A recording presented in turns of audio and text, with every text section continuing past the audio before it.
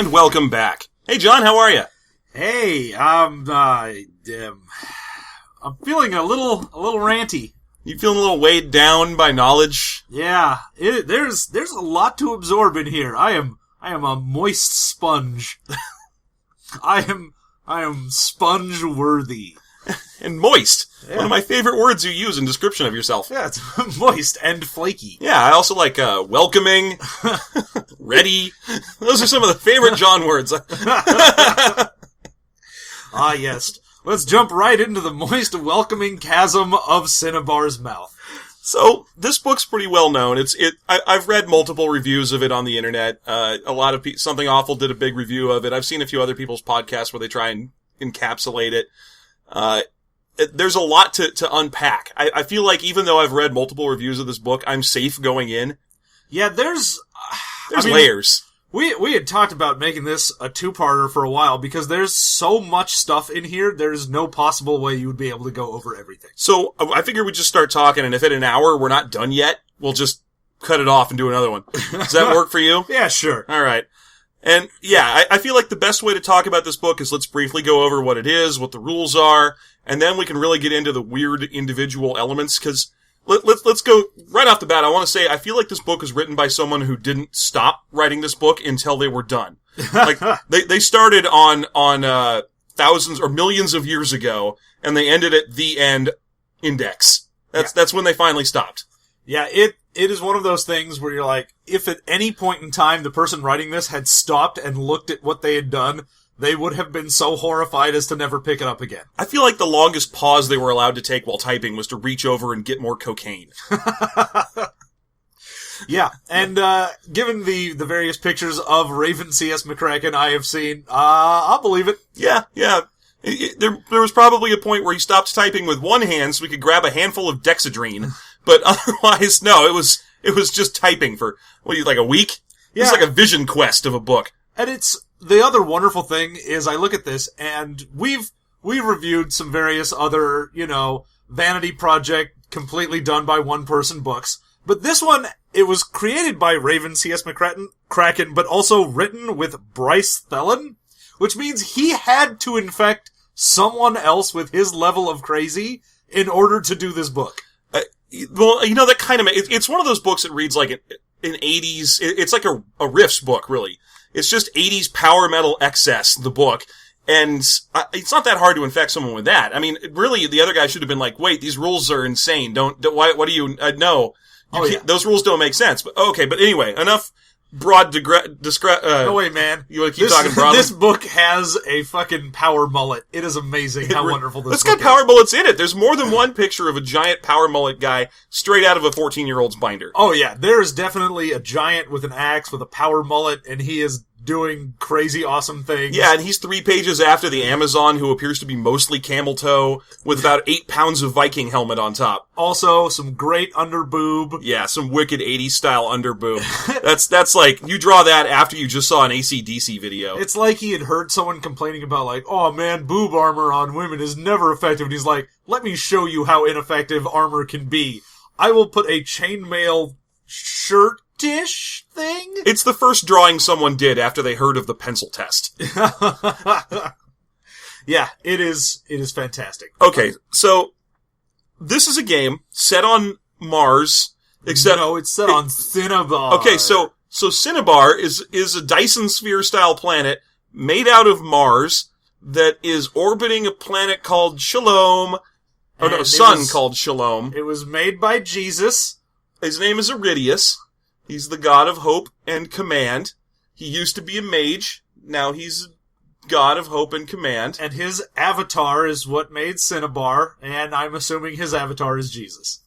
Yeah, it doesn't say specifically, but I'm basically reading between the lines. He does do a lot of Jesus-style sleeping, so yeah, I guess I could see that.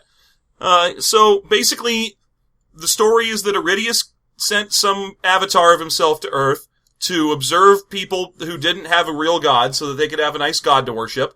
And they started worshiping him. And then a big fight broke out between some other gods. And if you go back one episode of the podcast, you'll see me going over this backstory in detail. So I'm gonna deeply summarize. There were some other gods that had a fight, and that broke God's power structure. So demigods had to take over, and they were terrible, so they created a huge storm that was going to destroy the universe. So Iridius tried to help fix it by had his avatar try to help fix it by taking Mars and hollowing it out and moving a bunch of people onto it. And then he was going to send it out of the way of a giant storm, but then a bunch of stuff happened, and he created a bunch of adventurer classes, and almost everyone died. And then he slept for 30,000 years, and then he slept for 12,000 years, and then he slept for 3 days, and then he slept for 10,000 years. And then the planet made it, and there's aliens and Dark Lords and Hydras and all kinds of things all over it. Yeah, and no explanation for where it comes from, which is my favorite thing when it's just, Jesus took Mars and turned it into a spaceship and teleported everyone onto it, and then sent it over to a different planet. You're like, alright, I'm bored, whatever, sure. I'm basically reading a crazy person's version of Dianetics, but I'm fine with that. But then it's like, and then we had a dark age and most of the records were lost. Thankfully, the dwarves still had theirs. And you're like, where did the dwarves come from? What the fuck are you talking about? Well, it took 50,000 years for the planet to travel through radiation-y, messed-up space at half speed to get to Shalom. So, presumably, people evolved a bunch during that time to deal with the fact that they now lived on Crazy Planet. Yeah, I mean, I think technically the book wants you to think that when he created the adventuring classes, those classes included, like, the dwarf and the giant and so on. Yeah, there's also the Atlantean or Aquarian or whatever they're called. Aquarian, which is just Aquaman. Oh yeah, we'll get into that in a second, but basically you can drill down all of the things in this to a member of the Justice League. So, yeah, when you made all of those, I go, alright, well that's fine. But then it also says that after the horrible events of, like, the engine of Mars almost exploding, you had 1,500 people, and then they repopulated back up to, like, 6 billion, and Actually, if you look at the timeline, now, all I read when I did that reading was the opening introductory chapter. The thing that follows it is this big complex timeline. Oh, yeah. And the timeline includes population levels at particular moments. So it'll say, like, this year there were 6 billion people. Next year there were 40,000. Next year there were 250 billion. Next year there were 11 million. Yeah. Next year there were 7. Next year, it just goes on like that. It's the weirdest thing where it just keeps having, like, the population booms way faster than you would ever actually have a planet's population boom. And then everyone dies. And then it happens again. And then everyone dies. And you're like, everyone on this planet is so inbred, it is just dumb. But don't worry about whether or not there's purebred Native Americans. Because boy howdy, are they their entire own class. Yeah, there's a whole class of Native Americans. So, getting into making your own character, probably the first thing I see when I'm going in here, and I skip past all of the stupid bullshit intro, which I always do for every book because I'm a horrible person. Not me. Is I go straight to the character creation, and what's table 1? It's their character creation generation outline. Mm-hmm. What do you need to do to make a character? Why, just follow these simple, easy 22 steps.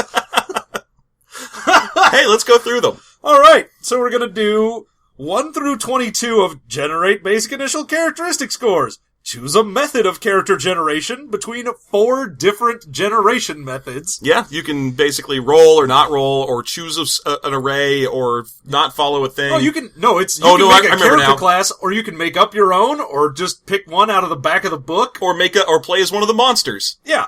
Yeah, okay. And then, you assign all your scores. You gotta roll to see if you get random mutations or psionics like you do in Rifts. Yep, it's very Palladium-y. You gotta determine what your skills and special abilities are. Mm-hmm. Then you determine attacks. You determine attack segments. Mm-hmm. Then you get your advantage bonus, shot bonus, a whole bunch of shit. Just keeps going on and on, forever and ever and ever. What's the last one? What's the very last one? Purchase provisions and equipment. Oh, good. Well, that's nothing too crazy. Alright, so stat rolling in this game is D20s. Yep. And D20s alone. You roll a D20 and you assign it to a stat. And the D20s, you have to roll above an 8 for your stat. Right, I remember this now. So if you roll a 1 through... No, it's 8 or above. So if you roll a 1 through 7, you have to re-roll the D20. Mm-hmm. So you're mostly trying to get a decently high one. You're gonna roll 7, drop the lowest, and then roll 2 more that are above whatever the lowest one you dropped was. So if I roll 7 and the lowest one I had was a like a 10? That I have to get an 11 or above for my next rolls? You roll 2 more dice or you keep rolling dice until you get an 11 or higher, 2 11s or higher, and then you can replace your 2 lowest stats with those stats. Yeah.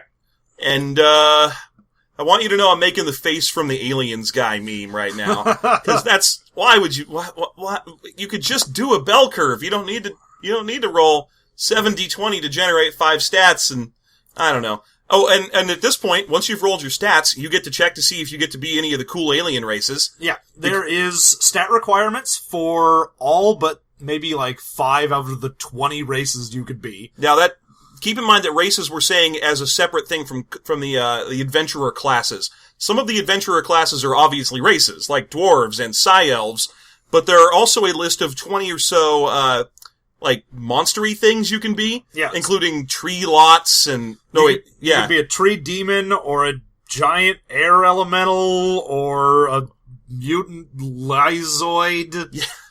Some of them make perfect sense when you're reading through there. You got your Biogladites. Yeah, your Biogladites. Sorry, armored mantis.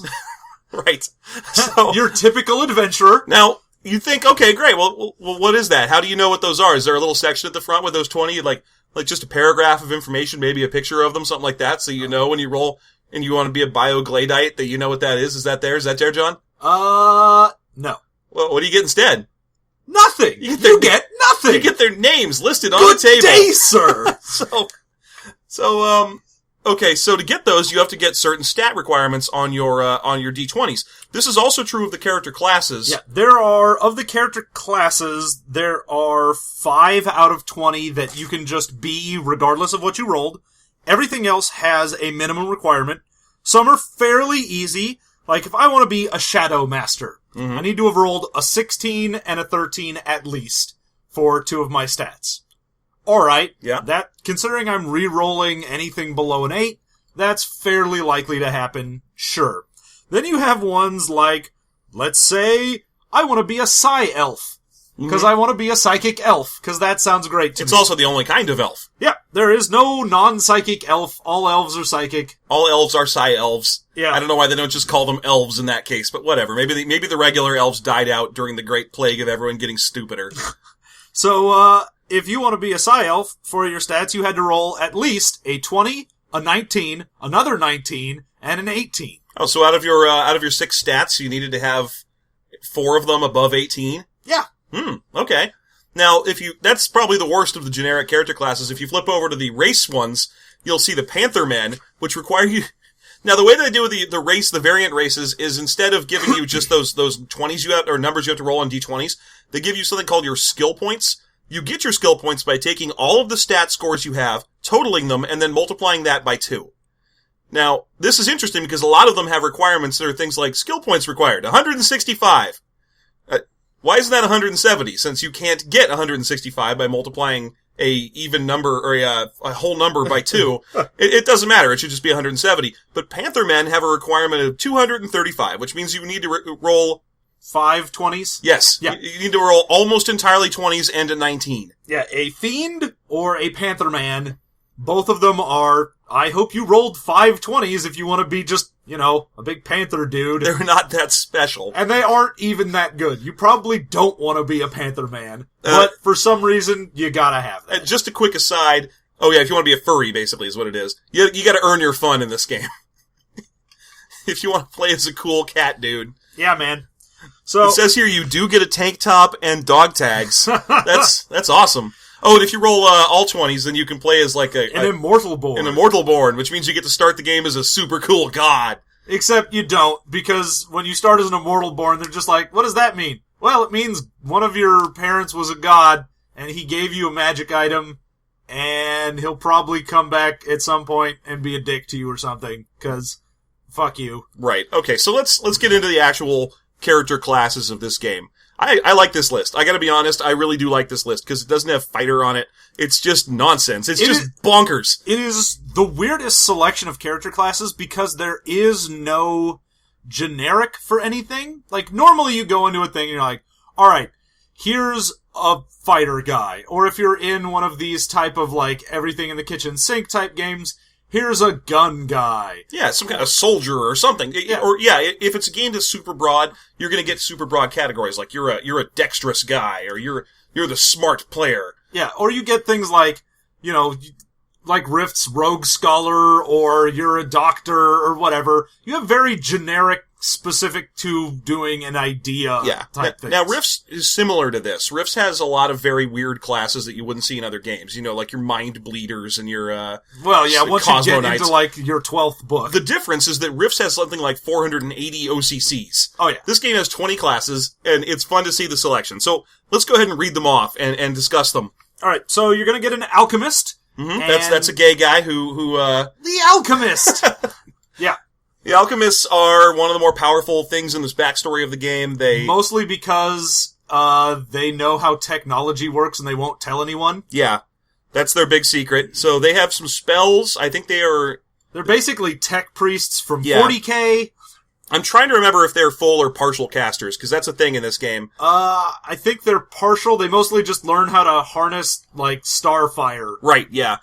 Full casters can do more spell casting per day than partial casters. It's just a number of, like, fatigue points that they get that they can use for their spells. Yeah. Almost every class, as it gets super high level, gets spells. That's like your reward for getting high level in this game. I think basically all but maybe 3 or 4 out of the 20 don't have the caveat of, if you meet X requirement, then you get to cast spells. Yeah. Okay, so next up, we have the Amazon, which is the aforementioned underboob Wonder Woman. Yep. She's not really very Wonder Woman-y, though. If you're, like we said earlier, you can basically divide all these classes up into Justice League members. Amazon is Batman. They are very good for some reason, even though the drawing is of your standard Valhallan type woman. She literally looks like that. Like, she's got the huge Viking helmet and the spear. Yeah. That's not an Amazon, but whatever. Okay, that's fine. What are they good at? Oh, lockpicking. Yeah, you're a rogue, apparently. Bypassing doors. And you'll get spells at random times for no reason. Yep. Yeah, and then, after that, we get the Aquarian, which is just Aquaman. Yeah, or Wondar. Depending on how deep you want that bench to go.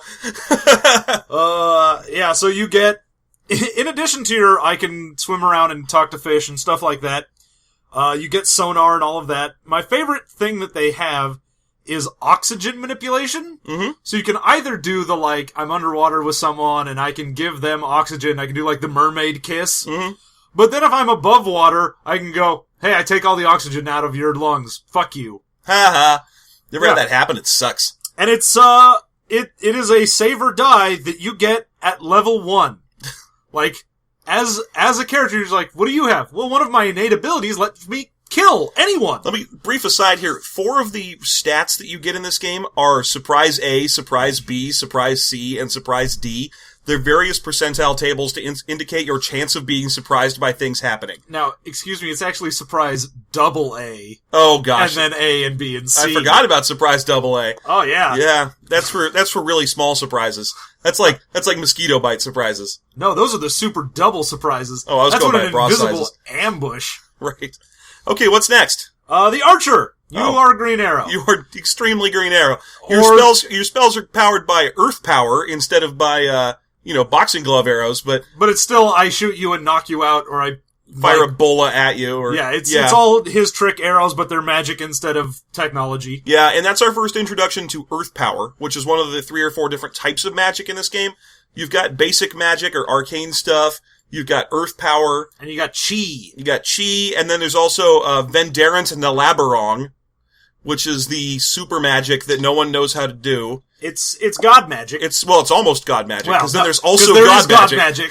But then Vendarant Nalabarong is like a step below God magic. It's like demigod magic. It's like, it's supposed to be kind of like Cthulhu level magic. Like it is. It's a language that no one speaks. Oh yeah, it is the language of the universe. So it's like you're telling the universe what to do by speaking Vendarant Nalabarong. Vendarant Nalabarong sounds like, I don't know, a description of an Australian animal. Like, oh look, it's a Nalabarong. He's a real Vendarant one. See? Yeah, that Nalabarong. I'm gonna get ya. Damn it. Right? No. I want to see someone with one of those Billabong shirts, but it just says Nalabarong. That'd be the deepest of deep-cut shirts that no one would ever get. They would just assume it was some surfing thing. Right, Nalabirong. Okay, so moving on past the magic tribes, what's the next race? We have the chameleon drake. Okay, chameleon drakes are lizard dudes who can turn themselves into any type of dragon that lives on the planet. Yeah. By basically just wanting to. They can kind of slowly change their form. But, they don't look like dragons, they look like, Dragon Mans. They look like Teenage Mutant Ninja Turtles Dragon Edition. Yeah. Yeah, that's what they are. They kind of look like the old gargoyles. Yeah, fair enough. I could look, if they could do the cloak out of wings thing, they would totally look like gargoyles. Yeah. And then we get dwarfs. Okay, so dwarves, once again, based entirely on the picture, are weird little bearded dudes with invisible legs. The picture for this is wonderful. What was supposed to be armor ended up just sort of looking like someone's hollow leg. Yeah. So the dwarf looks like he's got cool invisible legs. So if you want to play as Phantom Limb, then the dwarves are the class for you. And, they also get their special abilities are weird. There's a lot of, earth power stuff that's like, I don't remember exactly. It's like they can be turned invisible and, yeah, but then they also have things like teleporting or invisibility like your standard dwarf has. Yeah, so the dwarves are unusual. They're noted in the fluff of the game for being the only race that retained archives, which means they remember times before times. Yeah, because there was a big plague that made everyone dumb. Mm-hmm. And by that I mean everyone's intelligence was set to at least below 8. Right. Yeah, like when you're watching a reality show. Yeah, basically that. Yeah. So next we have the Giant, which is just a big dude. It kind of looks like Chuck Norris with an axe. And that's the fighter of the game. Yeah, his actual, like, your abilities and whatnot, everyone's write-up is the smallest of everyone, and it's just a bunch of background, and then your natural ability is you're tough, and you're strong, and you like piloting boats. And they're only, like, natural ability. Oh, they love boats. Not only do they love boats, giants are naturally sailors in this game. Oh, yeah. But they also are the only ones who have airships. They're the only ones who do anything with ships, really. Yeah.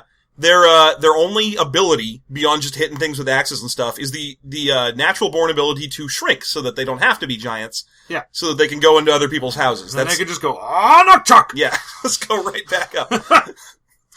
Then you got the gnome. Yep, gnomes, which are apparently just Lemmy Killmeister shooting a laser beam. Yeah, he's what do you call that? He's defiling a tree. Is that I want a little context on defiling a tree. He is not putting his wiener in it. He's I am. He's Dark Sun style defiling that tree. He's pulling the life force out of it to fire a beam of beaminess. Yeah, beams. And he's completely in profile. Oh my god. Yeah, and because gnomes have to be able to talk to fucking badgers, they have that ability. And then they are also partial earth power casters. Yeah. So good for them. They are pure earth power casters. Oh, I'm sorry. They're full. They are all about that shit. I haven't seen this book in 2 weeks. Yeah, so then we get the Mage Warrior, which... I don't remember shit about the Mage Warrior. The biggest thing the Mage Warrior gets is you're a caster and you get a staff for free. Well, you need to have a Dr. Fate on your team on your obvious Justice League team, so there you go. Yeah, then you get Mutant, which is just an X-Man. Yeah, there's some kind of X-Man. You roll on a set of powers. It's literally the same set of powers from Heroes Unlimited. Yeah, I shouldn't say literally, but it's very close. It's just super speed, invulnerability, wings, and so on. Yeah, you are just an X-Man. Then yeah, you get random ninjas. Powers. You get ninjas. Ninjas are very interesting in this game. They have their whole ecosystem of ninjas that they learn to do with they have telepathy, but for other ninja only. They worship the god of ninjas, whose name is Tuch, like Tuch. Yeah, I love that. Essentially, going by the fluff, ninjas were created by the Jesus in order to be an adventurer, but they have their own god. Yeah, and it's Tuch. Tuch? Do you think they worship Stanley Tucci? Yeah, well, I mean, who doesn't? Right, it's so... I celebrate his entire oeuvre. Well, I really like all those ninjas he created. Dear Stanley Tucci, thanks for all the ninjas, Julie Newmar. Also, I really liked Big Night. Okay. Then we get our Psi-Elf. Psi-Elves, which are elves with psychic powers. And mostly it's just, I can create a psychic dagger, or a psychic shield, or a psychic sword. So they're kind of like Psylocke, but an elf. but more of an elf. Yeah, a little more of an elf. Not much more. More of an elf. Like, on the elf to Asian scale, they're slid a little further away from Psylocke towards elf. Which, I mean, that scale is not as big as you would think. It's a near universal. I mean, we all know the elf to Asian scale. I'm pretty sure we all had to memorize that in school, right? Yeah. You had to get your metric conversions, and then you had to get your Asian to elf conversions. Yeah, it's the XY axis, and then the up down one is dwarfed and what, Germans? And then there's the there's the diagram, which is the Scots to dwarves, which is just a circle. Just a circle. It's a Venn diagram, but you'd never tell. Yeah. It's supposed to be red and blue, but it's just purple. What is that? How come no one can play a dwarf without giving him a stupid Scottish accent? Because someone decided years ago to do that, and now it's just a thing. It's just permanent. Because have you been to Scotland? Dwarves everywhere. It's just dwarves. It's crazy. It's just axes and mines. Yeah. Remember when those dwarves tried to vote for their freedom in Faerun? That poor country with no one who has a visible leg amongst them. Okay. All right. So, Then we get Shadow Masters and Shadow Warriors. Our various shadow folk. And they're two different things. Shadow Masters are like caster wizard dudes, and then Shadow Warriors were am I right? Or are they no? I'm thinking of something else. Yeah. Forget I said anything. Go ahead. No, the Shadow Warriors are just this sort of the difference between being like, I'm a wizard and I'm a Mage Warrior. Right, which is actually a different class that doesn't have anything to do with fighting, but don't worry, that'll come up again in a couple pages. Yeah. So then we have our Shaman, which is just Indians. Before we get into that, sure. It's not just, oh yeah, these guys are totally Indians. To read from the book, as a race, the shamans are North American Indians. Although not all tribal shamans are Indians. What? So they're Indians, but some of them aren't Indians. Yeah, it's, as a race, they are Indians, although not all shamans are Indians. Just to reiterate, the first thing that happens to Cinnabar after he teleports people to it is that some mutant goes crazy and activates an engine that detonates that kills most of the... Yeah, a crap load of radiation spills out. Kills almost everybody. These survivors are 1,500 of the people who live on Earth. 1,500 survive. I don't think there's 1,500 Native Americans left that are pure blood. and you're telling me that they managed to repopulate into a pure blood race again? Were there like two? Man, they must be dumb as hell, and I feel bad. I'm not saying that... I just mean they must look like British royalty at this point. Oh yeah, I mean, I have to imagine going from 1,500 people up to 6 billion and then down to like 200,000. Everyone on this planet, the whole like, oh, it was the Dark Age, it was a plague. I'm like, no, that's genetics. You all inbred so much, you are just pants on head stupid, the lot of you. I'd say 3 out of 4 of them are probably born with like liquid bones.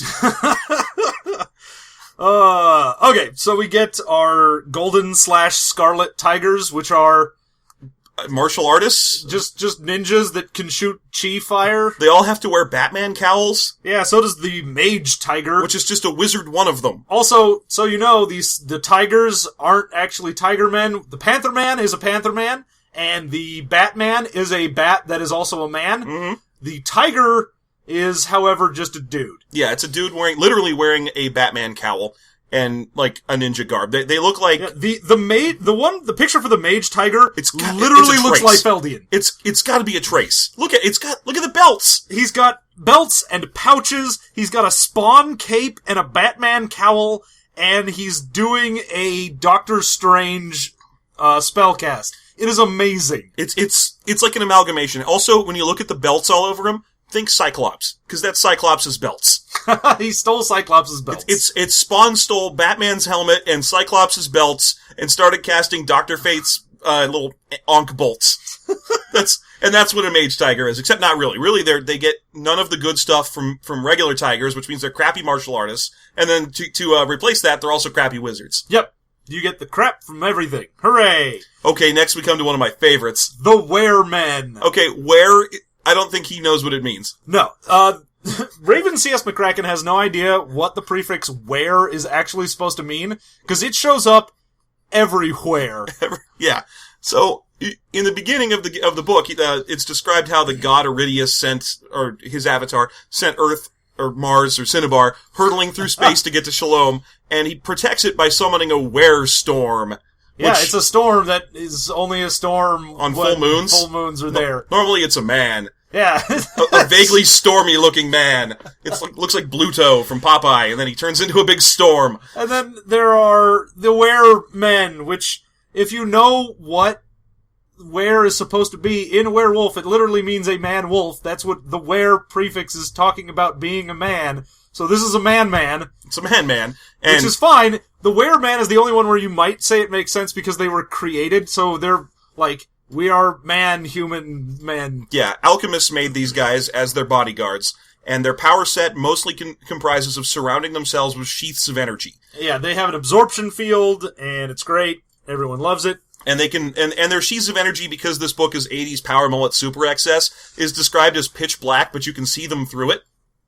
Yes, yeah, and absolutely. Then, next up, we come to our favorite. Absolutely my favorite in the book, the Winged Warriors. Oh, the Winged Warriors. Because if you have a Justice League, you need a Hawkman. Yeah, obviously. Yeah, so Winged Warriors are extra muscly naked dudes with wings. Yeah, they're, weirdly resistant to damage. They've got some tenths, which we'll get into. We'll talk about tenths in a second, because, oh lord, do I ever want to talk about tenths. But yeah, they've got special abilities and wings and all that. One of my favorite things to get into is right here. One of the things about this book that led me to my conclusion that he never stopped typing under any circumstances is a brief part of the description of Winged Warriors. And let me just give it to you right here. Winged Warriors are the performing artists of Cinnabar. Okay, before I keep going, let's point out they are also Winged Warriors. They're all really muscly, they all fight with bladed wings, and they're adventurers. And there's not very many of them because there's only a set number of adventurers that live on Cinnabar. There's 600 adventurers. They were created by Iridius or his avatar, to guard Cinnabar. Just say Jesus, it's easier. Okay, Space Jesus, fine. I like the word Iridius. Anyway, so of the 600 divided into 20 classes, there's 30 of these guys. That's what that means, unless those numbers fluctuate. Oh, yeah. There's roughly 30 of these guys. Winged Warriors are the performing artists of Cinnabar. Twice monthly, opposite the Dalhada concerts, the professional troupe of actors called Live Emotion perform comedies and dramas. However, okay, there's a dark side to this caveat. However, they do not perform musicals, because most Winged Warriors, out of the 30 of them, have poor singing voices and even worse rhythm. Yeah. So they can't jump. So I guess they're flying white people. Yeah. They're really good at improv troops. Yeah. Coming up, the Winged Warriors group Assaulted Nuts doing improv. Hey, can I get a suggestion for where we are right now? The Forbidden Island continent. I heard Terra City. All right, we're gonna go with that. What about a job option? Alchemist, Dwarf. I heard Scarlet Tiger. Okay, Scarlet Tiger in Terra City. It might go a little bit something like this. God, how do they get Live Emotion? Live Emotion sounds like the name of a J-pop song that was attached to Gundam Wing. Yeah, no, Live Emotion is definitely something I have danced to in Dance Dance Revolution. Yeah. Live Emotion comes with glow sticks. And so there's these 30 of these guys, and just, once again, these are angels. They have wings under their arms, so they're closer to the Silver Hawks than they are to regular angels. And, wow, that was a deep pull. The other thing. So not only are they just, we're the improv group of Cinnabar, but they're obsessed with hunting. Oh, yeah. That's it. It's acting and hunting. And they go hunting for storm drakes, which is just one of the many kinds of dragons that you find around Cinnabar. Yeah, which is weird, because there are actually dragons, and they're different from drakes, except he switched them for no reason. Drakes are the giant big dragons, and dragons are small little drake things. Right, and then there's also hydras, which are actually hydras. Which are, hydras. Yeah, we all know what hydras are. Yeah, who doesn't know a good hydra? Yeah, a hydra is a little, near-microscopic, Cnidarian-type animal that lives on ferns and underwater reefs and pulls in other smaller plankton through its mouth, right? Yeah. We all know what hydra is. Obviously. Yeah. Okay. So after that... That's all 20. Yeah, that's all of it. Oh, now, and just real quick, one of the ways you can create a class in this game, if you want to play as a specific character type, is you can be one who was raised in another one's guild. It's a way to get a different set of skills for your class. So that means that you can play as a dwarf who is not a dwarf, but was actually born as a tiger, but was raised dwarf. But is a dwarf now? Because dwarf isn't a race, it's a guild. Yeah, there's a dwarf guild, and they'll teach you to be dwarfy, by God. Even if you're a giant, they'll teach you to be a dwarf. I'll teach your grandmother to suck eggs. I told you I'd shoot. Why didn't you believe me? So, yeah. Oh, and we skipped over the Biosynth-Cyborg. How did we do that? The Biosynth-Cyborg is one of the best because of that name. Yeah, and you also needed to roll 3 natural 20s on your skills, on your stats in order to be one. But if you are, then it was worth it, because you're Cyborg from Justice League, and you get to have all kinds of cool missiles coming out of you, and you get to fly on hoverjet, ridiculously durable and strong. Yeah, they're amazing, and they come in 4 varieties, that do different types of things, and then there's a super variety that does all 4 of those things, but is irredeemably evil. Ooh. Yeah. So after you've done that, now you have to get your skills, and the skills, I have had many a review on here, where skills have pissed me off, because there have been like 40 or 50 of them. And there's too many. I'm like, this is so dumb. Yeah, no one needs that many skills. Palladium has that problem, where, you have basic math and advanced math and 6 kinds of pilot, but... Right here, the complete skill list goes to 192 skills. What the fuck? Yeah. And if you're thinking, oh, well, that's probably okay, maybe the characters are very broad and they have a lot of these skills. Okay, first of all, no. And second of all, wouldn't that be worse? Like, yeah. I don't want to write that down. No, I don't need to know if my guy has fucking, like, brewer, or carpentry, or glass blowing, or cinematography. Look at the piloting section. The piloting section is gotta be 15 by itself. Yeah, and I like that they assume submarines are gonna be so prevalent that piloting submarine is its own skill. It's real hard to tell what's gonna be prevalent in this universe, because it's had a big dark ages, and some of the population is recovered, and a lot of people seem to be running around with swords and shields and chainmail, but at the same time there's like ultra spaceships piloted by super police from space, and a lot of people are carrying around power shields. It's a very mishmashy tech level. You have some people who are like, I have no idea what technology is, I run around with a sword and I try to stab things, and other people are walking around in full suits of power armor shooting giant missiles. Yeah, I mean, that's, again, like I keep saying it, this guy had to have done some Palladium gaming. Oh yeah. This guy, if he did not play Rifts before this, I would be absolutely amazed. I would eat my hat. Yeah, I would also eat his hat. I would buy a hat for John to eat if this guy didn't play some riffs. Yeah. So anyway, there's a million skills, and then after that, in case the 192 skills was enough, he gives another like 50 hobby skills that you could have. Yeah. So if you wanted to have golfing, or interior design, or kite flying. I think yo-yo throwing was my favorite of them. Yeah, crocheting, also in there. All of these and more could be yours. This is an unnecessary list, and I don't want to accuse this book of being, I mean, it's like 400 pages of book, but that list doesn't need to exist. You could just pick a hobby, and don't keep skipping, because this is one of my favorite sections right here. Right here, we see a list of the types of creatures you can play as. Yeah, these are the variant races that we had mentioned before. Except there's not as much description as you might want. It's just a single paragraph, and the skill levels that they get, and the stuff they start with. And let's just pick one and tell you about the stuff it starts with, because that's always kind of fun. Alright, so let's say you really want to be a tree demon. Why not? You've always dreamed of, I don't know. Don't worry, they're neither tree nor demon. They're just weird little Ewok-y things that live near trees. Yeah, so great. You have resistances to earth power, good for you. Mm-hmm. You get some skill points per level. You get some starting skills, so you have skills in sniping and infiltration and ambush and concealment, because apparently you're a fucking assassin as a tree demon. Hell yeah. And then, you get 1/10 of damage protection. Ooh, you want to do that now? Oh, fine, let's talk about tents. Alright, so, okay, this is the worst fucking system that has ever existed. Hey, remember MDC? Yeah. Okay. Do you remember the good old halcyon days of MDC? Okay, MDC is not a very good system. I think we can agree on that, right? Yeah. Okay, fair enough. It's an interesting system. It's easy to rationalize and to explain. But, it's just not a very good set of rules, because it just basically means some things are completely invincible to some other things, and it basically means you have 2 games you could be playing. Yeah. This game uses tenths. Now, a single tenth reduces damage that you take from a variety of sources, but not all sources. By a tenth. By 90%. Well, no, it takes It divides it by 10. A 10th place, basically. A Yes. 10th place gets moved. You move a decimal over. Yeah.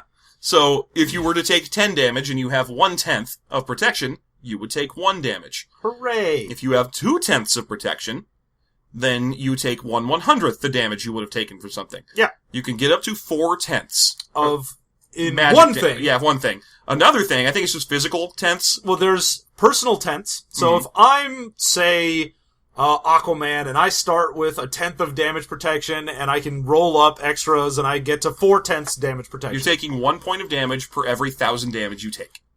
No, for every 10,000. 10,000. 10,000 damage 10,000 you take. points of damage gives 1 damage point to me. Mm-hmm. Great.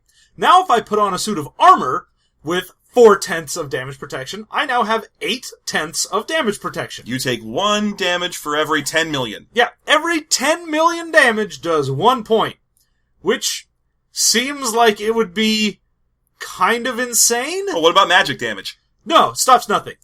Tenths are, unless they specifically say this stops magic damage, do nothing against magic. And you start out as a character with, like, upwards of, if you're hitting the ceiling of starting health, you're probably going to be topping out at 1,000 hit points. Yes. A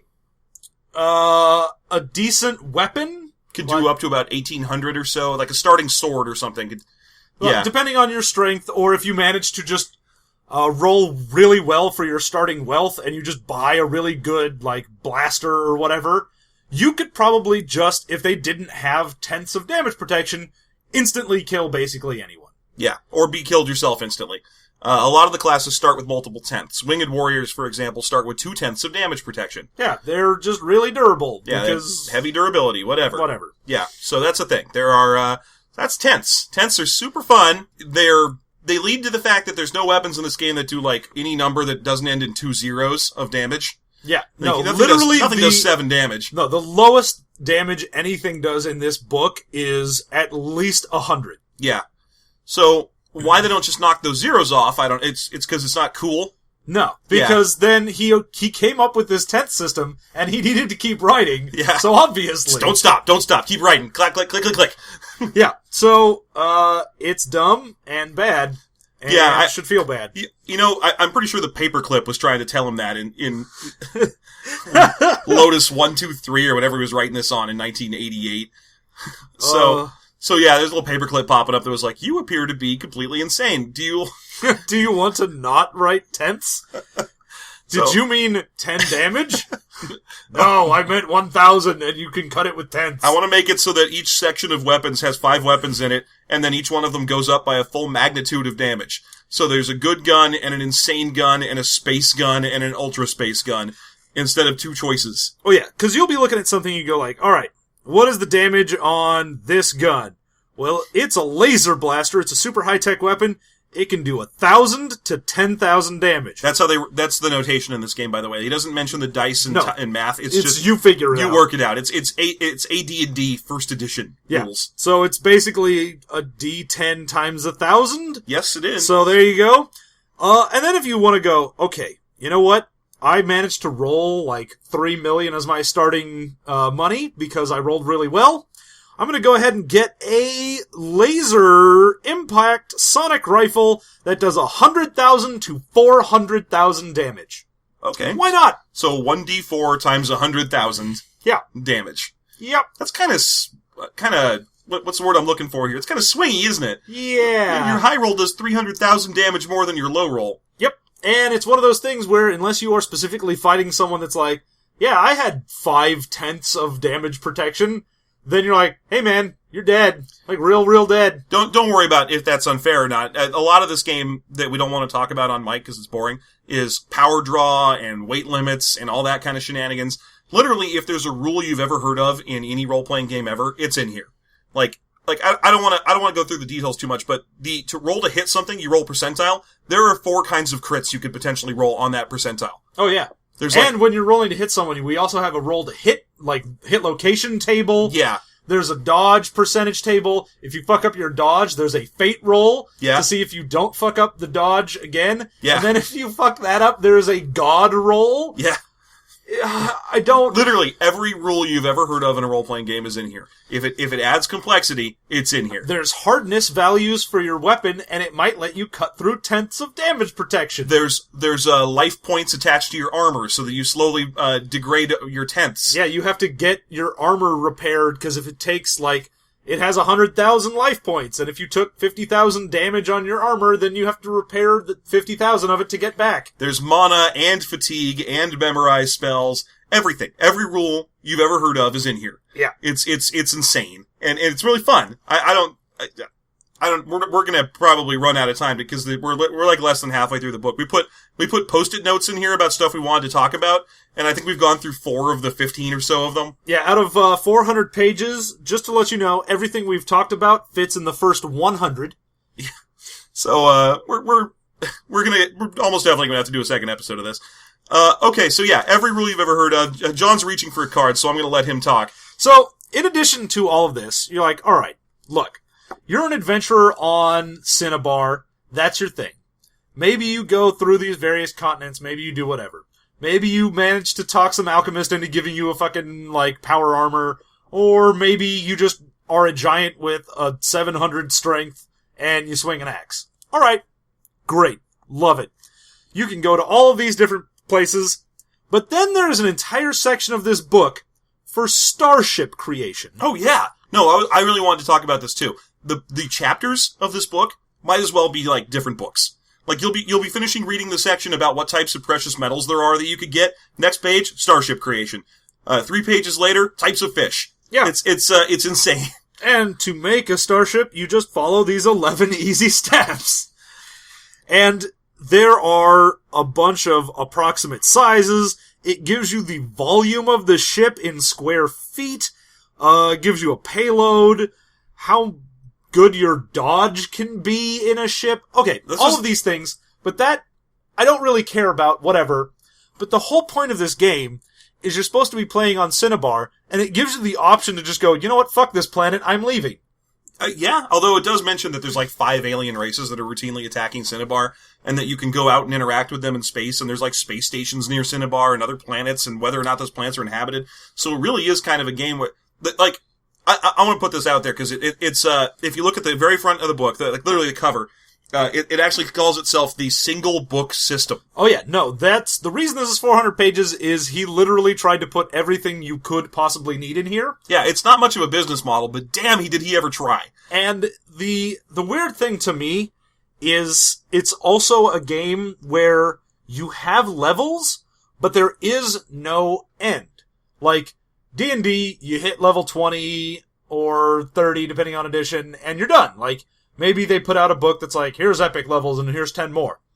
This doesn't have that. It's you just level forever until you're done with the game. Well, no, actually, you can become a god. That's the big thing is they go, you'll eventually, once you get past level 50 or basically something. 50th level, he's you're probably powerful enough that you should stop worrying about adventuring and be a god or something. And then there's a whole bunch of rules for that. There's a whole chapter on what happens when you get too high level. A god reaches out to you, or you try to reach out to a god, but you can only ever try once, because if you try more than once, you evaporate on the spot. But if you reach out to a god and are successful, then they give you an insane quest. If you can complete the quest, then they reward you with godhood. If you can't complete the quest, then they give you another quest. Which is the weirdest thing to me, because the entire beginning part of this book is they're all of the gods were fighting, and all of them got stuck in Shadarkeem, the dark dimension. So they're stuck in Shadarkeem because the time god was on the side of evil, so they had to stop all time for them. Uh-huh. So that wouldn't happen. So essentially they got fucking time ward, and they don't exist in the universe anymore. Yeah, but it's easy to make new gods. Well, that's just because there's a power vacuum.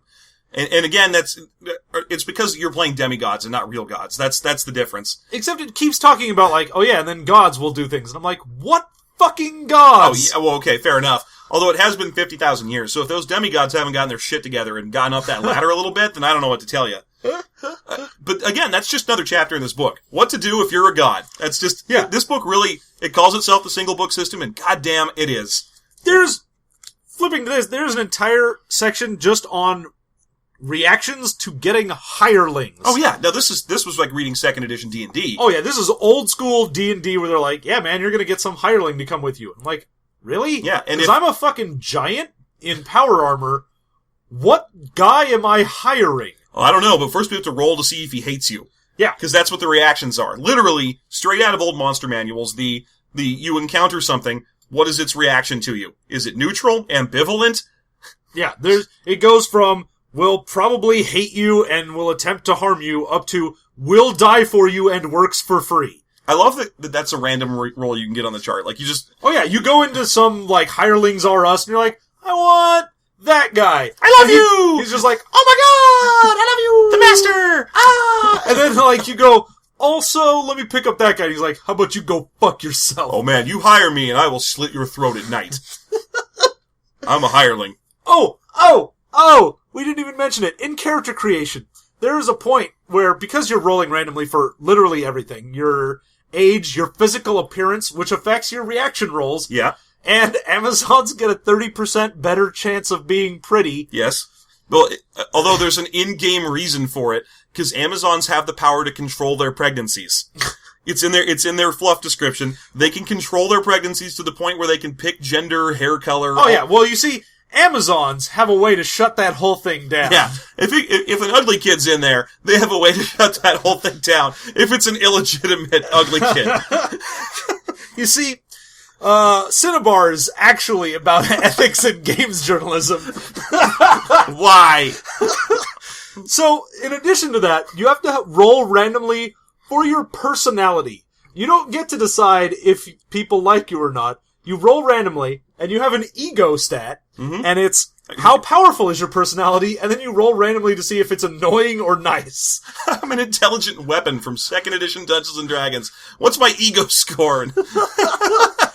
Oh, you find out your ego, and it's like, alright, what is your adjustment? Your adjustment is 6, and then you roll for your personality to see if it's +6 or -6. Right, so are you choleric? Or temperamental? Yeah, so it's just, are you a super cool douche? guy? Or are you a total D-bag? Well, I rolled this table. It says I'm that one guy that brings a guitar to the party. Oh, I'm sorry. Not only are you a negative, but you're a -2 on top of that. Yeah. And so there's an entire section here of just like, does he... Oh, auras! Auras! We didn't mention auras! Right. Jesus Christ! This game has auras. Literally every rule you've ever heard of is in this book. It's your alignment system, and it's an aura. Right. And people can see your aura and read it, and they come in colors, and the colors tell you if you're good or bad. Except if you're a wereman. No one gets to know what a wereman's aura is. Because they have mastery of sheaths of energy around themselves, and what else is an aura, really, when you get down to it? Yep. So, you can be like gold or silver or blue, and then you're a good guy. Rainbow. You could be... You can't actually be rainbow. Like, a scarlet, and then you're a total dick to that's, everyone. That's what the gold and scarlet tigers are. Oh yeah, the reason they are gold and scarlet tigers is because you have to be gold or scarlet. And the reason that they aren't bronze tiger is because they would have been sued. Yeah, because then they would have fought Green Arrow, and it would have been sad for everyone. I mean, literally, they're martial arts wearing half masks. They are bronze tiger. They just have a different name. Yeah. So, okay. So there's reaction adjustments for if someone has the same aura as you, even if they don't know what your aura is, because apparently your auras are all complementary? That's weird. I always hate that other guy at the party who brought a guitar. He's nowhere near as good at playing old Bob Marley and Time of Your Life as I am. Oh man, when I do Wonderwall, that guy is such a douche about it. Yeah, so you get that, and you got animal reactions so that you can be like, hey, an animal reacts to me randomly. What does it do? It shoots lasers out of its eyes at you and flies away because it's one of this world's bears. Okay, so the bear that flies and shoots laser beams is famous in this game. The other one that I love, though, is there's the sea polar bear, which instead of flying and shooting laser beams, can turn invisible and has a telekinetic bear hug. Yeah, it can bear hug you from far away. It is one of those glitch throws from Street Fighter 2. Oh, dear Lord. So yeah, this book's very scattershot. Literally anything you want, you'll find it in here. The map is amazing. Yeah, we haven't even gotten into the geography of this. Well, why not? Let's wrap up today on the geography of Synnibarr. So, Cinnabar has 4 main continents. It also has an inside and an outside, because it's a hollow planet. Yeah, so, most of the world is taken up by water, which, when Space Jesus decided to turn Mars into a ship, he brought a lot of water with him. Yeah, because it's way bigger than our oceans. Because not only is the entire outside in water, the entire inside has its own oceans as well. Yeah, so there's a lot of water. There are 3 major continents. Most people are going to be playing on the Enchanted Continent, I think. Is that right? Or is it so you've got the Enchanted Continent. Most people are there. Yeah. You've got your Dark Continent, which is where all of the racist stereotypes of people are. Yeah. That's absolutely what it is. They're on the Dark Continent. Yeah, it's just constant zippity doodah coming from there. just a low tone of it. Actually, one of the other two continents are the Dark Continent. Yeah, the Dark Continent is the no magic here continent. Yeah, so no magic works on the Dark Continent. And then the Forbidden Continent, where no technology works. Or is it just nothing works? No. Actually, the Dark Continent, no magic or technology works. Sorry. Okay, Forbidden Continent straight up fuck you, and I don't care what you have. The Forbidden Continent is just crazy secret stuff happening, but the Dark Continent is nothing works. Like, you can only use your 5th level abilities and lower. It's weird because it has this entire thing like, in the Dark Continent, it's, you can only use low-level spells, but it'll keep your spell, like, caster level, but you can only cast low-level spells, and things like that. So you can go, if you're a biosynth cyborg, all of your stuff stops working, so you're basically just a shitty dude. And, you can only fly if you have wings, so like a winged warrior can still fly, but if you had a fly spell, you can't use it. Right, and if you try to teleport, then there's a 90% chance of you disappearing forever. Yeah, and if you have a spaceship and you even fly above it in orbit? In the atmosphere or above, you just lose the ability to fly. Yeah, you just fall out of space. So it's mostly a giant continent covered in crashed spaceships and the corpses of adventurers who thought it'd be fun to go there because they figure everything's going to be low level, because monsters are immune to this low level shenanigans. So the Dark Continent is inhabited by almost every nasty monster that exists on Cinnabar. Also, these monsters seem unaffected by the Dark Continent's inhibiting or nullifying effects. So there's no good reason to go there. It's just, out of the 3 continents in this game you might go to, I guess the Antarctic counts, although it's just described as a bunch of cold, hard-to-get-to mountains. Yeah. And the hole to the center of the Earth. The butthole of the planet is the Antarctic is the journey to the center of the Earth. Yeah, it's got the butthole that takes you in. The moist, welcoming butthole. But the Dark Continent is useless. It was like he was like, oh man, I got to keep writing this, but my hand must be cramping up. What's the Dark Continent do? Nothing. No one can go there. It's impossible. It's way too dangerous. The monsters will just kill you if you go there. Go. Next. It is straight up hard mode. Yeah. It is, what happens if you go to the Dark Continent? Everything you have stops working, and everything else is still the same. Go. It's like when you try and fight those last secret bosses in a Final Fantasy game. It is straight up doing a raid boss in greens. Yeah, you're trying to get an achievement. Yeah, this is hard mode. Yeah, so, okay. We gotta wrap up. There's more to say about geography. We'll get into it next time. Are you happy so far? This book, I can't stop ranting at people about this book. Every time for the past 2 weeks when someone has been like, hey, what's the next podcast being about? I have yelled at them for a good 20 minutes about how insane this is. It's a work of art. It belongs in a museum. You belong in a museum. Well, that's also true because, there's gotta be a world's largest penis museum somewhere. Why would that be an entire museum? Oh, because, it's not going to fit in the wing of another museum. Phew, saved. Oh, good job. That was close. Yeah, all right. Thanks. Okay. We've been live emotion. Thanks for watching. All right. So tune in a week or two whenever we get together and record this again. I think we'll probably try to get this one done sooner because we have read the book. Well, while it's fresh in our mind, we'll try and get it done sooner. But tune in soon for, Cinnabar Episode 2. The thrilling conclusion. Where you'll finally learn the secret answer of whether or not we would play this game. In the meantime, you can always find us at Cinnabar. You can find us on Cinnabar. Watching live emotion shows.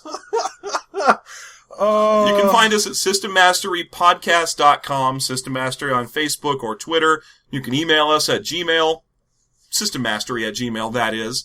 Cinnabar Mastery on Twitter. Cinnabar Mastery. No one could master Cinnabar.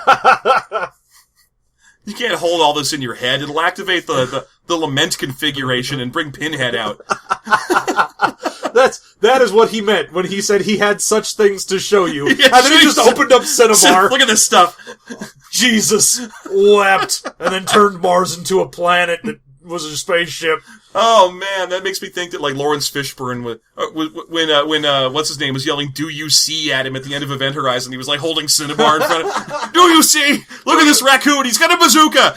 Do you see?